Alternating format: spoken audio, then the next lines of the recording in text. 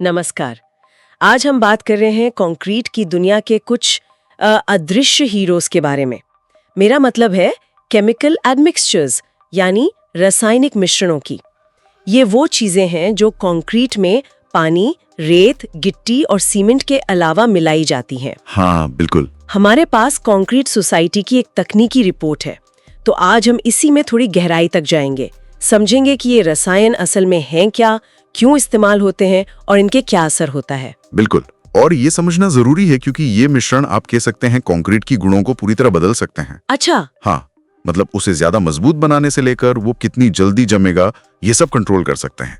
इस रिपोर्ट में कई तरह के मिश्रणों का जिक्र है, सबके अपने अपने काम है। तो ये कंक्रीट को एक तरह से कस्टमाइज करने के तरीके हैं। रिपोर्ट में मुख्य प्रकार क्या बताए गए हैं? हाँ, सही कहा आपने। इन्हें इनके काम के हिसाब से बांटा गया है। जैसे सबसे आम है पानी कम करने वाले मिश्रण, यानी वाटर रिड्यूसिंग एडमिक्सचर्स। ओके। इनका मुख्य काम है कि कंक्रीट को इस्तेमाल करना आसान रहे, उसकी वोकेबिलिटी बनी रहे, लेकिन पानी कम लगे। और पानी कम लगने से? पानी कम मतलब मजबूती ज्यादा। रिपोर्ट में ग्राफ भी हैं, वो दिखाते हैं कि ये सामान्य वाले मिश्रण भी 28 दिन में कंक्रीट की ताकत को 10 से 15% तक बढ़ा सकते हैं। 10-15%? ये तो काफी है। हाँ, इनमें जैसे लिग्नोसल्फोनेट्स होते हैं। अच्छा, क्या इनसे भी ज्यादा शक्तिशाली कुछ होता है जो और पानी कम कर सके? हाँ बिल्कुल, उनके लिए हैं सुपर प्लास्टिसाइजर। ये समझिए कि हाई परफॉर्मेंस पानी कम करने वाले हैं। Super plasticiser. ठीक है। ये पानी की जरूरत को आप सोचिए 20 से 30% तक कम कर सकते हैं। 30% तक? बाप रे। हाँ। तो इससे या तो हम बहुत ही ज्यादा मजबूत कंक्रीट बना सकते हैं, या फिर कंक्रीट को इतना तरल बना सकते हैं कि वो बहकर मुश्किल से मुश्किल जगह में भी पहुंच जाए। फ्लोइंग कंक्रीट जिसे कहते हैं। मतलब ये मजबूती और बहाव दोनों में काम आते हैं। पर एक और चीज है, टाइमिंग। क्या जमने की रफ्तार भी कंट्रोल हो सकती है? जरूर, उसके लिए भी व्यवस्था है।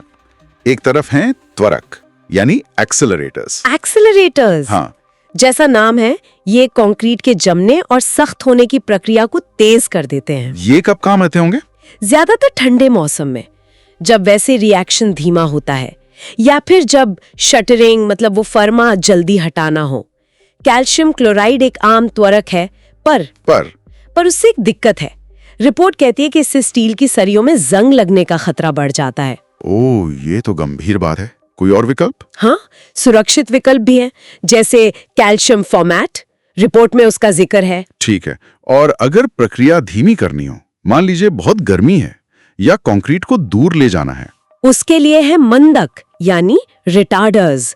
ये त्वरक के बिल्कुल उल्टे हैं। रिटार्डर्स? हाँ, ये जमने की प्रक्रिया को धीमा कर देते हैं।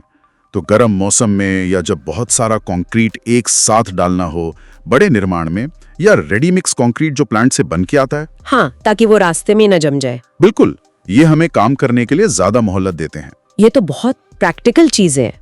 मौसम और दूरी जैसी मुश्किलें आसान हो जाती हैं। रिपोर्ट में एक और बड़ी दिलचस्प चीज थी, हवा के बुलबुले बनाने वाले मिश्रण। ये थोड़ा अजीब नहीं लगता? हाँ, सुनने में लगता है। ये हैं वायु प्रवेशक मिश्रण या air entraining admixtures. Air entraining? ये जानबूझकर कंक्रीट में करोड़ों बहुत छोटे छोटे हवा के बुलबुले बनाते हैं। पर क्यों? हवा तो कंक्रीट को कमजोर करती है ना? सामान्य हवा, हाँ, लेकिन ये कंट्रोल्ड बुलबुले हैं। ये असल में कंक्रीट को बचाते हैं, खासकर ठंडी जगहों पर जहां बर्फ जमती और पिघलती है। अच्छा। कैसे? जब कंक्रीट में पानी जमता है तो वो फैलता है। ये नन्हे बुलबुले उस फैलते हुए पानी या बर्फ को जगा देते हैं। इससे कंक्रीट अंदर से फटता नहीं है। इसे फ्रीज थॉ रेजिस्टेंस कहते हैं। रिपोर्ट में ग्राफ है जो दिखाता है कि ये ठंड से होने वाले नुकसान को कितना कम कर देते हैं। कमाल है। मतलब ये छोटे छोटे बुलबुले कंक्रीट की उम्र बढ़ा देते हैं, खासकर सड़कों और पुलों की। बिल्कुल। तो ये तो साफ है कि सही मिश्रण चुनकर कंक्रीट को किसी भी जरूरत के हिसाब से ढाला जा सकता है। पर क्या ये इतना आसान है? बस मिला दिया और काम हो गया? नहीं, इतना सीधा भी नहीं है।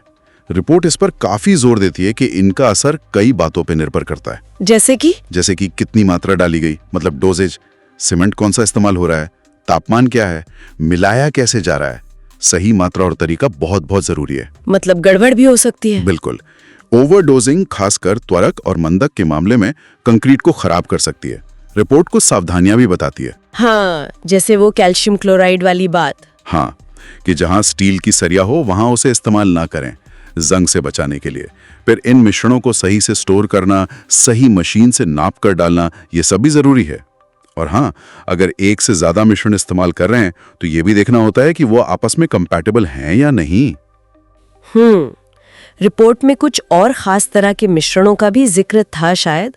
हाँ, कुछ विशेष कामों के लिए भी हैं, जैसे वाटरप्रूफिंग के लिए मिश्रण आते हैं, कंक्रीट को रंग देने के लिए पिगमेंट्स, या फिर पुरानी और नई कंक्रीट को जोड़ने के लिए बॉन्डिंग एजेंट्स। लिस्ट काफी लंबी है। तो संक्षेप में कहें तो ये केमिकल एडमिक्सचर्स कंक्रीट टेक्नोलॉजी के, वो कहते हैं ना, अनसंग हीरोज हैं। पर्दे के पीछे रहकर ये साधारण से दिखने वाले कंक्रीट को असाधारण बना देते हैं। सही कहा आपने। ये सिर्फ कंक्रीट नहीं बदलते, ये असल में तय करते हैं कि हमारी इमारतें, हमारे पुल, हमारी सड़कें कितनी मजबूत और टिकाऊ होंगी। बिल्कुल। और ये दिखाता है कि जो हमें सतह पर दिखता है उसके नीचे कितनी साइंस, कितनी इंजीनियरिंग काम कर रही होती है। ये सोचने वाली बात है कि भविष्य में और कौन सी ऐसी छोटी, शायद अदृश्य लगने वाली तकनीकें होंगी जो हमारी बनाई हुई दुनिया को इसी तरह बेहतर बनाती रहेंगी। शायद ऐसी किसी और छोटे से केमिकल के जरिए।